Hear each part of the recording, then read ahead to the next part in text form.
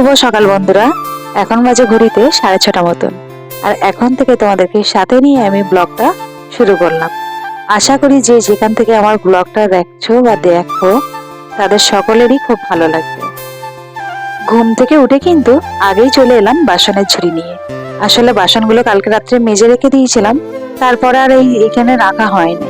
তাই ভাবলাম আগে বাসনগুলো গুছিয়ে রেখে দিই, তারপর রান্না বান্নার বাসনগুলো তো হলে আবার এর মধ্যে মেজে ঠিক সাজিয়ে রেখেই দিতে হবে। তার জন্যই আর কি বাসনগুলো এখানে সাজিয়ে নিচ্ছি। তবে আমার এখনো 2 কন্যা আর তোমাদের দাদাভাই কিন্তু ঘুমাচ্ছে। গতকাল রাত্রের ভাত খাওয়ার বাসনগুলো কিন্তু ধুইনি, রান্না বান্নার বাসনগুলোই ধুয়ে রেখে দিয়েছিলাম। আর রাত্রের দিকে ভেবেছিলাম বাসনগুলো থাক, সকালবেলায় মাজবো, যেহেতু রান্নার বাসন ধোয়া হয়ে গেছে, খাবারের তো 2-1টা বাসন। তাই ভেবেছি সবজিগুলো কেটে নিই বলে কালকে রাত্রে কিন্তু সবজিগুলো কেটে আমি কিন্তু ফ্রিজের মধ্যে রেখে দিয়েছি, যাতে সকালবেলা তাড়াহুড়ো না করেই একদম রান্নাটা বসিয়ে দিতে পারি। আজ না বড় মেয়ের স্কুলে ছুটি, এদের হয়তো কিছু একটা প্রোগ্রাম রয়েছে, তবে আমার ঠিক সেইভাবে জানা নেই। সে যাই হোক, ছুটি আছে যখন, তাহলে ওর বাবার যেহেতু 10টার সময় ডিউটি, তো আমার রান্না বান্নাটা ধীরে সুস্থে করলেও ক্ষতি নেই। বাসনগুলো ধুয়ে এখানে রেখে দিয়েছি, এবার আমি ভাতটা কিন্তু বসিয়ে দেবো।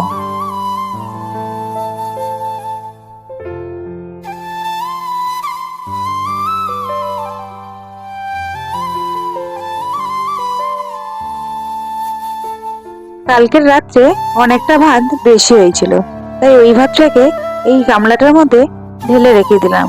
আসলে তোমাদের দাদাভাই ভাত নিয়ে যাবে তো, আর কখন খাবে, তাই এই ভাতটা আর ওর সাথে মিশিয়ে গরম করব না। এটা থাক, ফ্রিজে রেখে দিই, বেলার দিকে আমি গরম করে নেব কোনো।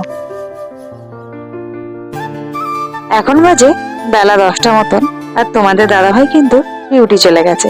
তার মাঝে না আমি একদমই ভিডিও করে উঠতে পারিনি, তারপর থেকেই ভিডিওটা আবার শুরু করলাম। তবে কিন্তু এখনো পর্যন্ত আমি চা খাইনি, খাবো একটু পরে, বড় মেয়ে আর আমি দুজন মিলে।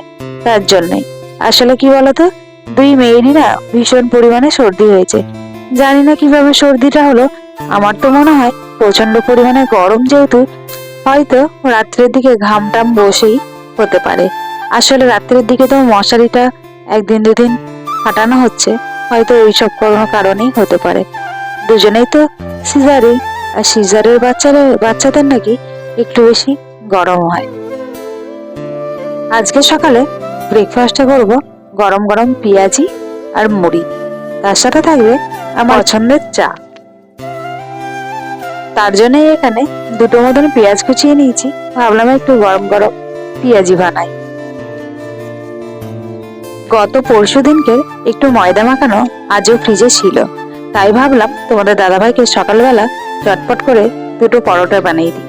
বেশি একটু মাখা ছিল না, অল্পই ছিল, 2টো মতনই হয়েছিল, তাই ওকেই করে দিলাম। আর 2টো পরোটার জন্য কি বা বানাবো বলো, তাই বললাম যে সবজিটা বানিয়েছি ওটা দিয়ে একটু খেয়ে নাও। যেহেতু তোমাদের দাদাভাই চা একদমই পছন্দ করে না, তার জন্যই চা দিয়ে তো খাবে না, বললাম যে তরকারিটা বানিয়েছি ওটাই একটু নিয়ে খেয়ে নাও, আমরা বেলার দিকে অন্য কিছু বানিয়ে খেয়ে নেবো। তাই এখানে ভাবলাম মুড়িগুলো রয়েছে যখন, একটু পেঁয়াজি বানানো যায়, আর চা দিয়ে 2 গাল মুড়িও খাওয়া হয়ে যাবে। তো মেয়েকেও জিজ্ঞাসা করলাম, মেয়েও বললো তাই করো মা, তাই ভাবলাম বানিয়েই ফেলি।